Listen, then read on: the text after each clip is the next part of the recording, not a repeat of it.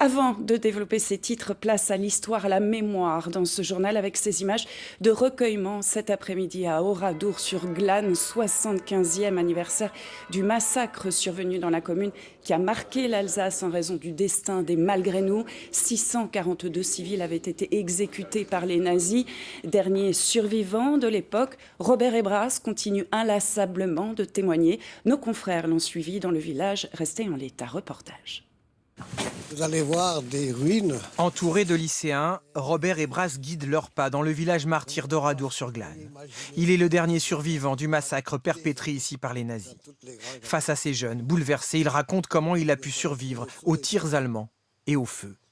Et quand le feu m'atteint, j'ai plus le choix. Où je sors, je sais que je vais mourir.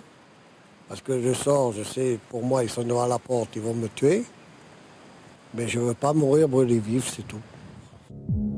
Ce 10 juin 1944, une colonne de SS déferle sur le paisible village d'Oradour. Il n'abrite aucun résistant. Pourtant, les nazis vont froidement massacrer 642 habitants. Les hommes sont mitraillés, les femmes et les enfants enfermés, puis brûlés dans l'église.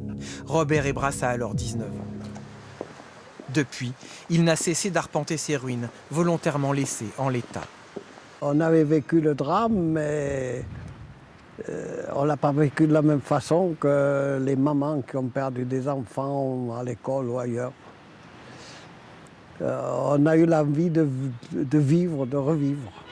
Revivre pour témoigner sans relâche malgré les années qui passent. Il y a 2 ans, Robert Ebras participait aux commémorations. Je vois encore ces enfants qui devaient être enfermés dans l'église. Les enfants et les jeunes, c'est d'abord à eux que ce survivant voulait s'adresser pour perpétuer le souvenir. J'ai beaucoup de regrets.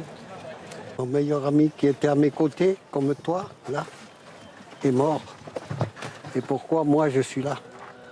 À 93 ans, Robert Ebras ne veut plus retourner dans les ruines. Il se dit écœuré par le manque d'entretien, même s'il accepte que ce témoignage de Pierre s'efface avec le temps.